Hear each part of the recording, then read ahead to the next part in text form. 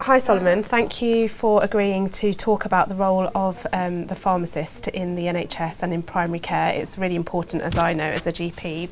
Could you just tell us a little bit about some of the things that you do in the NHS in the UK and in England, which perhaps in Europe pharmacists don't do? Yeah, I mean, we're very much like the first line, I'd say, out here for patients to come and see and seek help. You know, we're just trying to promote that they come to pharmacies more often instead of going straight to their GPs. I think it's important that you have a good relationship with your GP practices that you work with to benefit the patients. So the sort of things that we can do, we run certain services in the pharmacy, from blood pressure checks that are walk-in services. Obviously we have a flu vaccination service that is walk-in, seasonal, and things like repeat prescribing and repeat dispensing, where patients no longer need to go to their GP to order the medication that they're been on for years, months. And I know sometimes, Solomon, that you'll send me a message or come up and speak to me at the practice to tell me that perhaps someone's blood pressure isn't as well controlled, and maybe I should consider a different treatment regime. Sometimes when a medication's run out, you've come up and told me actually there is an alternative, or when you're worried that perhaps a patient is requesting a lot of medications, for example codeine, and there might be an addiction issue or overuse issue, then you've always come up. So I think that's something really unique about the GP-pharmacist relationship, which patients really benefit from. Yeah, of course. I mean, we always have medicine reviews with all our patients at least once a year, and during those reviews you ask the questions of how they're getting on with them, if they have any problems, and often it flags up some issues that we then refer back to the GP about. Like you said, often if patients are requesting their medication through us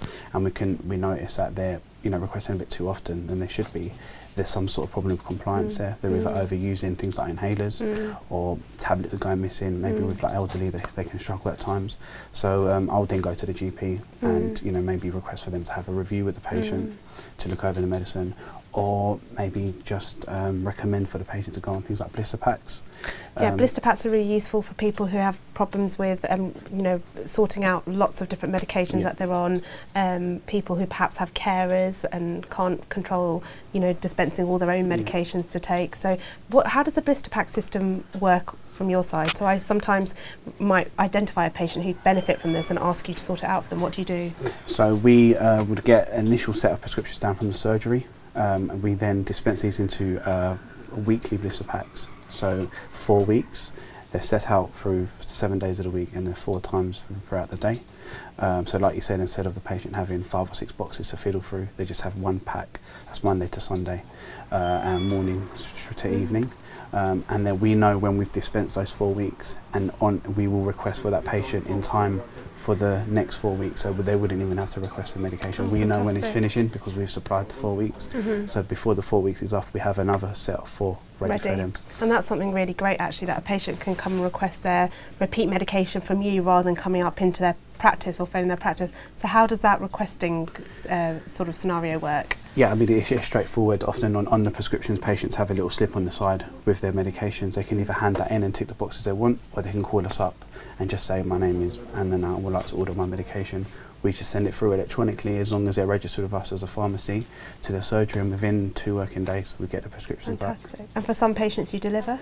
Yeah, it's a free service. We deliver every day of the week, except the weekends. And yeah, it's a free service. Oh, fantastic. And talking about weekends, what happens if one of my patients who, say, is on an anti-epileptic medication, so cannot go without, realises actually they've run out of 1 tablet on a Saturday afternoon? What can you do to help them? Well, there's a few things. Because we're a late night pharmacy as well and open 7 days a week, it happens quite often here. If they're a patient of ours, we can obviously get their record up. We know what medication they're on. Oh, so you can see all their medications? We can access SCR, so if they're not a patient of ours, summary care records, again, can see all their medications when they last had them.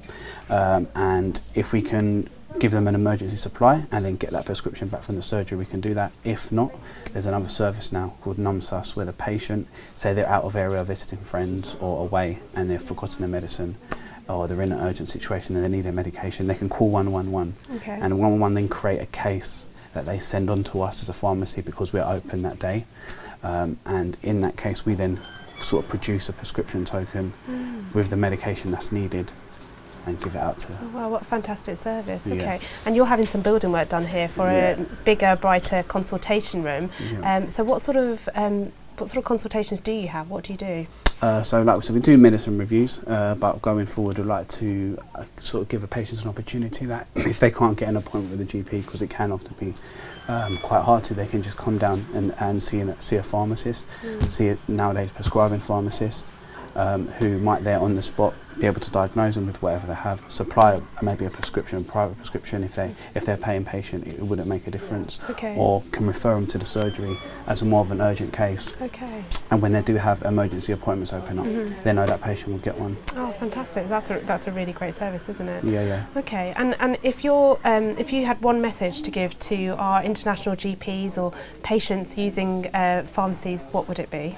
I think you should don't undervalue what the pharmacy can bring. From a GP and a patient point of view, we're full of information, and from things like you said, stock shortages and what alternative medicines when there's issues, to just general help for patients. I think we should be the first line, and people should use us more often. Yeah, absolutely. I absolutely agree with that. And you get to know the patients really well. Exactly. You do their blister packs, you deliver, you have their family members coming to see you. So I often find that the pharmacy and the pharmacist is a wealth of information about for patients from a GP point of view. So thank you for all your hard work. No problem. Thank you. Cheers.